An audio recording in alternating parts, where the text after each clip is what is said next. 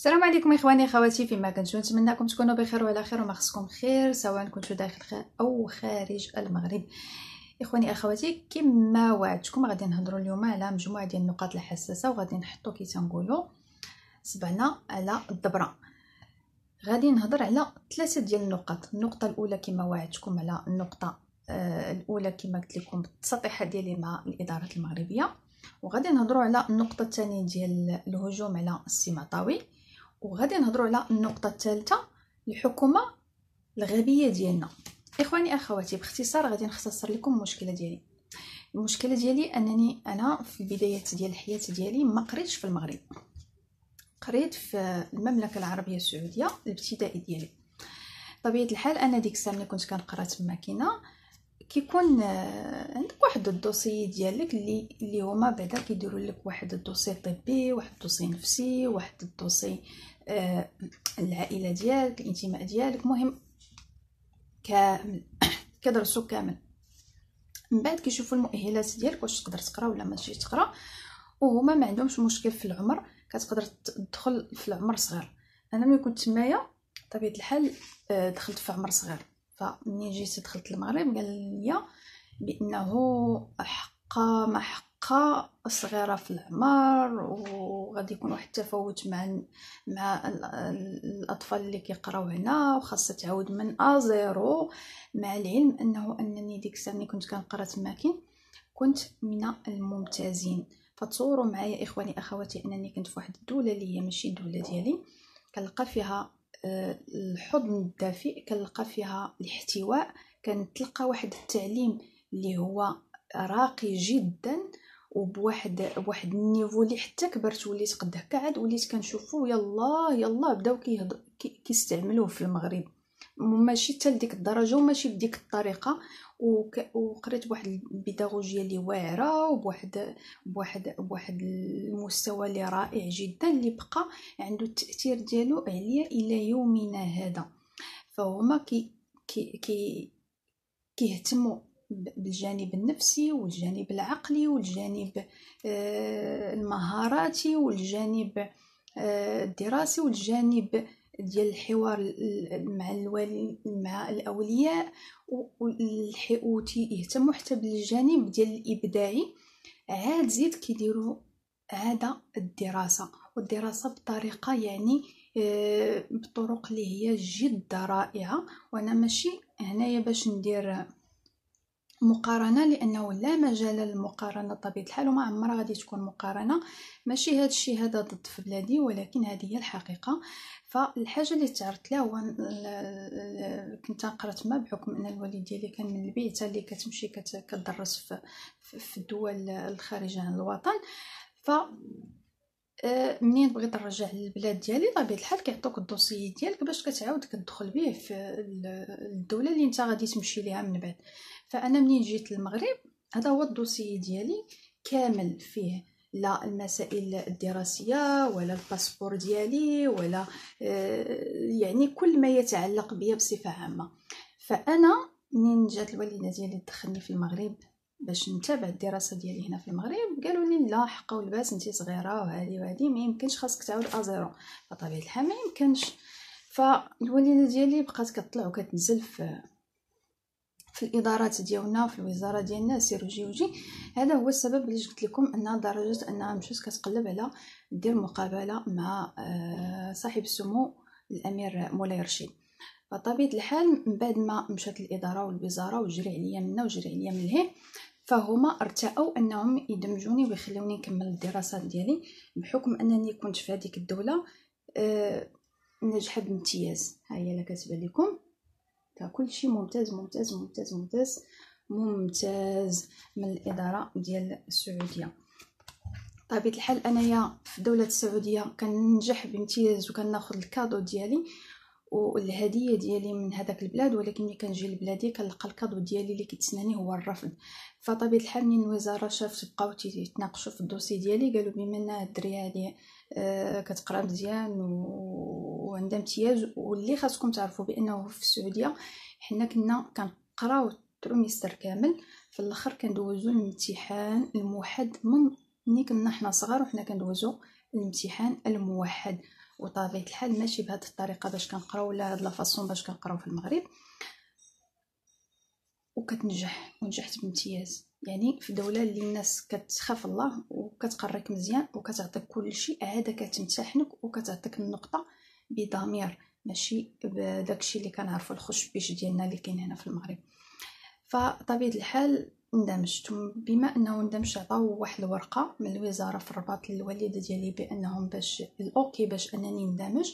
فالوالده ديالي من دات الدوسي ديالي، هذا نتوما كنتو تشوفوا راه باقي عندي هذا الدوسي، خاصو يكون في الوزاره، فهو كاين عندي انا هذا الدوسي هذا. منين شافوا هذاك المدير ديال المدرسه اللي خاصو يدمجني فيها، شنو دار؟ شد هذا الدوسي هذا حيدو بطريقه بصفه نهائيه ودار دوسي جديد من عنده، وقال الوالده ديالي وبزاف عليها هذا الامتياز، غادي نعطيوها غير حسن جدا بارك عليها، وحس راه باقا صغيره على حتى هذا الامتياز هذا، ودار دوسي اخر وبطريقته هو ودمجني. وجيت لقيت واحد الطريقه ديال القرايه اللي غريبه الاطوار، ما فهمت فيها حتى شي حاجه، تقلبوا عليا كلشي تقلب ليا في راسي، ما فهمت والو. فالوالد ديالي تتقول لها العار غير الدخل غير تكمل ما يضيعوهاش، غير تندمج ماشي مشكل يديروا اللي بغاو، سكتات. فهذه هي الحاجه اللي وقعت لي، بان هاد الناس هادو حيدوا لي الدوسي ديالي اللي هو كله امتياز امتياز امتياز امتياز مع جائزه الامتياز اللي جبتها معايا من هذيك الدوله، وجيت لهاد الدوله هذه اللي طعناتني وطحناتني ودقدقاتني من الاول حتى الاخر. وبزاف ديال الحوايج اللي وقعوا لي في هذه المدرسه العموميه الاستهلاكيه اللي كتحاول ما امكن فقط انها تخرج ناس ما كيفكروش، ناس فقط عمال لا اقل لا اكثر. هذا ماشي طعن في المدرسه العموميه، ولكن انا كنعاود لكم المسار ديالي وكنعاود لكم داكشي اللي وقع لي من البدايه ما حطيت رجلي في المغرب. هذا من جهه. باش قلت لكم هادشي كامل، هو رغم ان هادشي كامل هو اللي وقع ليا ما خلانيش نكون واحد الانسانه سلبيه ونبقى نقول لا راه المغرب ما فيه ما يدار وراه المغاربه خايبين وكل شيء خايب والكون خايب، ولكن كنت حله بالايمان والصبر وكنتشبت في الله سبحانه وتعالى، وتنقول دائما باقي امل، دائما ضروري غتكون شي حاجه مزيانه، دائما غادي توقع شي حاجه مزيانه. غير هو اللي خصنا اننا ندمجوا، نديروا يدينا في يدين بعضياتنا، نكونوا فعلا بغينا التغيير، نساهموا في هذاك التغيير، ما نبقاوش غير كل نهار كنقولوا لا ما كاينه حتى شي حاجه ونبداو نتسناو شي مرسل ولا نتسناو شي نبوءه توقع ولا نتسناو شي معجزه طيح علينا هي اللي دير لنا التغيير. فالتغيير نقدروا نديروه بيدينا حنا. فراه طبيعه الحال جينا نقلبوا، راه كاع المغاربه كل واحد فينا واقع له شي ديفو، واقع له شي بان مع شي حد في شي بلاصه في شي كذا في شي اداره مع شي حد كذا هذا الى اخره. هذا علاش انا كتشوفوني رغم هادشي كامل هو كل ايجابيه كنحاول انني نلقى مجموعه ديال الحلول اللي غادي نكون فيها انا وانتوما وجميع المغاربه العالم ان شاء الله، ونركبوا سفينه نوح الى بر الامان. علاش لا؟ حتى شي حاجه ما بعيده عند الله سبحانه وتعالى، فقط تشبت بالامل ويدا بيد نحو يعني الإصلاح ونحو يعني غد زاهر إن شاء الله بدون أخطاء بدون معاناة. وحنا كنعرفوا بأن هادشي كامل هو الدار باش يخليو يعني جميع المجتمعات في العالم تاني وتقاسي وتبدا تغوت وتئن من الوجع وكذا والظلم، وهذا وما خصهم يكثروا الظلم في العالم باش ولي واحد الانتفاضه اللي غادي تكون خاطئه ولصالح داكشي اللي غادي تهربوا منه غادي تطيحوا فيه كي تنقولوا. هذا من جهه. من جهه ثانيه هو انه كنشوفوا ان رغم هادشي اللي كيوقع الخلل اللي كيوقع في العالم كامل، هو كتلقى مجموعه ديال الناس كتحاول دير ما امكن باش يتم انقاذ ما يجب انقاذه، في حين كنلقاو وحدين اخرين خدامين غير على هرسني نهرسك هرسني نهرسك هرسني نهرسك، الحسد والغيره والهضره الخاويه وداك الشيء اللي كان غير في القهاوي كيدوروا في الزناقي وفي داك المجالس اللي كتقيي القلب. هذا المفهوم هذا نجيكم من الاخر، ولاو دوك البالوعات كيتقياو علينا حتى عبر السوشيال ميديا. لذلك انا استغربت جدا من الهجوم اللي تعرض له السي الدكتور معطاوي من خلال مجموعه ديال الناس اللي حاولوا ما امكن انه يردوه الشيطان ويردوه بواحد الصوره بشعه ويردوه بواحد الطريقه اللي هي خيبه، رغم انه هضر على مجموعه ديال الحوايج اللي تعرض ليها هو في حياته الشخصيه في المغرب، وكيفاش انه تضر لا من العائله ولا من الاقارب ولا من ادارات، وهذا اللي خلاه هو كاع انتفض وهرب وكاع مشى بوليداتو باش يبني حياه جديده اخرى. ومع ذلك يعني غير بغا يعطي مثال، كي سنعطيكم انا مثال دابا، غير مثال بسيط من بزاف ديال الحوايج اللي من هنا الماشي غادي نبقى نعاود لكم عليها، ولكن الناس ما رحماتوش وما اعتقاتوش وبدات عليه شي. دابا الحاجه اللي كتضحك هو ان واحد الفريق تيخرج يقول لي انت مع الصهيونيه، واحد الفريق تيخرج يقول لي انت مخزاني، واحد الفريق تيخرج يقول لي انت خائن، واحد الفريق تيقول لي انت كضرب على مصلحتك الشخصيه، واحد الفريق تيقول ليه حنا ما عندنا ما نديروا بهذا الشيء هذا، حنا راه لاباس علينا وبخير وعلى خير، يعني ما كيهموش المواطن المطحون. هنا فين انا بقيت كنشوف وكنضحك تنقول كون هاد الناس اللي جايين تيديروا هاد الهجومات كون عاد اتفقوا بعدا على شي كلمه باش ما يبانوش فعلا فروشين ويبانوا واحد الناس يعني كيتنقولوا غير ديال الصياده وكيتشراو.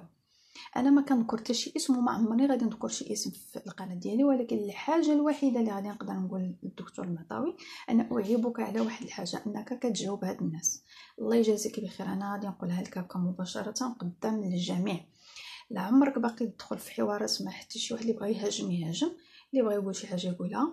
اولا وقبل كل شيء مبروك على النجاح ديال الخطوه الاولى، مبروك على ترسيم يعني ديال القاعده الاولى من هذا المشروع ديال مغاربه العالم، وها هو الرد عطاه لكم انه المشروع نجح وانهم داروا المقر الاول. وهذا السداد اللي كتهاجموا فهو راه عنده الصفه ديال الدفاع عن الاموال العامه باوروبا، وهو في نفس الوقت واحد الانسان اللي كيصابر وهو مدير الاستراتيجيات الدوليه في التنميه، يعني واحد الانسان اللي عنده واحد الباجاج اللي كيحاول يستعمله باش انه يساعد بلاده ويساعد خوتو، كما انا حاولت ندير مده هذه. وجبت اتفاقيه الحمد لله للبلاد، اتفاقيه مع الولايات المتحده الامريكيه. هذه شي حاجه اللي ما كيعرفها حتى شي واحد عليا، وهذه الاتفاقيه اللي استفد منها المغرب كله وبزاف ديال الناس.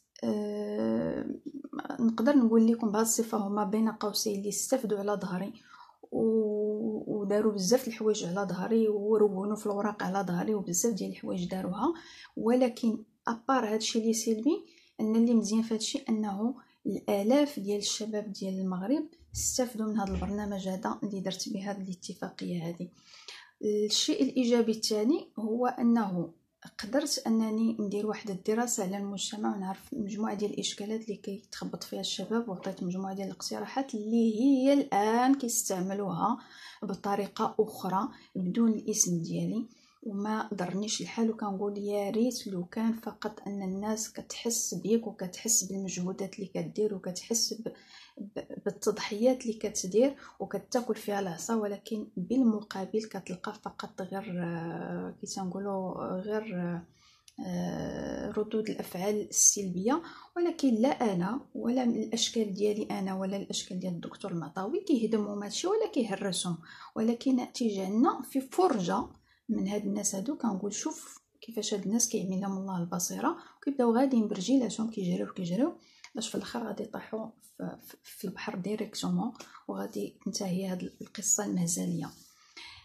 حاجه واحده اخرى الصراحه انا ما وليتش كنبغي نطول في الفيديوهات ديالي، ولكن ما عرفتش الدقائق هذه كتجري معايا اكثر من الزمان ما كيجري مع الاوضاع اللي كنعيشوها.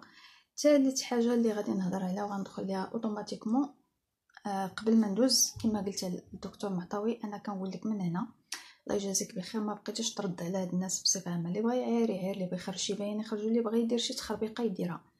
المسار الصحيح ديما كيتعرض مولاه للدق فيه، والانسان اللي تيكون مجرب ماشي بحال اللي كيعاودوا ليه، لانني انا جربت هاد المسارات هذه وكنعرف بحقها وكنعرف بحق الدق ديالها. فانا كنقول السي معطاوي الله يجازيك بخير، لا باقيش تجاوب حتى شي واحد اللي بغى يقول لك. ثاني نقطه غادي نقولها لك وهذه كنت كنقولها لسي جواد، يعني الانسان اللي قدم معك المشروع ديال مغاربه العالم اللي تواصلت معاه كذا مره واللي طالعني على البرنامج وتناقشنا بزاف وقال لي انتمي لينا دخلي معنا في المشروع والى اخره، فقلت له خلي الفرصه حتى تكون داخله للمغرب. ما حدكم دابا نتوما داخلين كتخدموا على اوروبا، خليكم حتى تقادوا المسائل ديالكم وترسيوها في اوروبا، ونهار اللي تدخلوا في المغرب ان شاء الله غادي نكونوا معكم وفي جنبكم، وحنا الان في جنبكم ووراكم وفي ظهركم بطبيعه الحال. وانا كنت عارفه بانه ملي قلت لكم راه غادي يحقق السي الدكتور المعطاوي 1000 مشترك في المشروع في هذيك الفتره، فهو حققه. وهو الان تيدخل في المرحله ديال 3000 مشترك ومحتاج ل 6000 مشترك. ومن هذا المنبر انا كندعو جميع مغاربه العالم في اوروبا، في الجزائر او في تونس او في اوروبا بصفه عامه، امريكا وامريكا اللاتينيه، او فين ما كنتو في العالم، ندمجوا في هذا البرنامج ديال مغاربه العالم اللي غادي نسميوها فيما بعد ونقدروا نعتبروها سفينه نوح. لان هذا البرنامج هذا لا يعتمد فقط على المشروع ديال نقل الاموات والحج وداكشي، هذا تيبقى غير واحد الاطار اللي غادي كي تنقولوا غادي يوقفوا عليه الاقتصاد ديال هذا المشروع هذا باش يقدر يمشي، ويلقاو باش يخلصوا الناس اللي غادي تكون تشد الملفات وكتخدم على هذا وكتستقبل الناس وكتهضر معهم. اما المشروع هو في الصفه ديالو هو جمع الجهود وجمع يعني جميع الطاقات ديال المغاربه واتحادها ونخدموا مع بعضياتنا. اللي هو كيدير مشاريع البناء فهو راه محتاج مهندس ومحتاج بناي ومحتاج صباغ ومحتاج قباص ومحتاج الى اخره. واللي هو كيدير مثلا عنده واحد الشركه اللي هو محتاج فيها مثلا الكاميرات، محتاج فيها فهو محتاج اللي عنده اختصاص في الكاميرات وفي الانترنت، ومحتاج اللي تعرف المعلومات، ومحتاج كذا كذا كذا كذا الى اخره. اللي كيدير مثلا عنده مشروع مثلا سياحي ولا مشروع ديال شي حاجه اللي كتطلب الخشب، فهو راه محتاج نجار ومحتاج سيكليت وميكانيسيان عفوا، ومحتاج هذا ومحتاج هذا ومحتاج. فاحنا باش نديرو هذا المشروع هذا هو اللي غادي يجمع هاد المهن كلها، غادي يولي كلشي كيخدم مع كلشي، وهكا غادي تخلقوا فرص ديال الشغل. هذه هي الميزه ديال المشروع. هذا المشروع هذا نابع من روح المشروع فعلا اللي كنت انا قدمت مع هاد الاتفاقيه اللي كنت درت مع الولايات المتحده الامريكيه، واللي جعلت فيها الوسيط، وهي اداره مغربيه بلا ما نذكر سميتها، لان اصلا ريحتها عطات اكثر ما غادي بلا ما نزيد نعطي انا ريحتها نزيد نهضر عليها اكثر. ف خليتهم يكونوا هما الوسيط في بلاصتي، بحكم انني كنت باقا صغيره وما عنديش حتى لاكارت ناسيونال، انا باقا كنهضر لكم على تجارب كيفاش دايره. خليتهم يكونوا هما الوسيط، هما الاب الوصي عليا باسمي، يديروا هذا الشيء كامل هو. فخدموني كي تنقولوا واحد الخدمه اللي خايبه، ولكن تنقول ماشي مشكل، غير يستافد المغرب، غير يستافد الشباب ديال المغرب. ورغم ذلك هادشي ما ولدليش الحقد ضد بلادي ولا ضد الملك ولا ضد شي حاجه، لانني كنقرا كنستطلع كنشوف شنو كيوقع.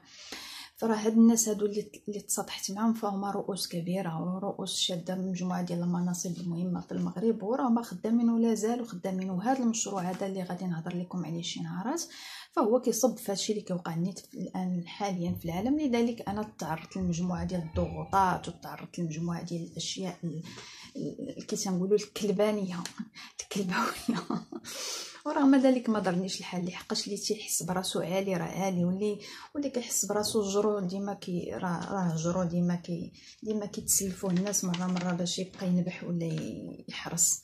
لذلك انا ما كنجاوبش الجراو. اذا كان شي حد غادي يتجاوب معايا اللي بحالي، اللي قدي، اللي راسي في راسو.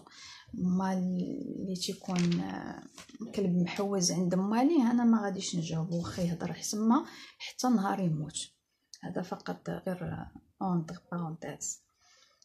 اما النقطه الثالثه اللي غادي نهضروا عليها في خضم هادشي اللي كنعانيو الان في السوق العالميه والتضخم اللي كنعانيو منه بعدا في المغرب، ان كنشوفوا مجموعه ديال الحوايج كنعانيوها دابا في البلاد. حتى شي واحد ما حاول يفهم ولا كيحاول يفهم هاد المسائل هذا ولا هاد المسار هذا فين غادي.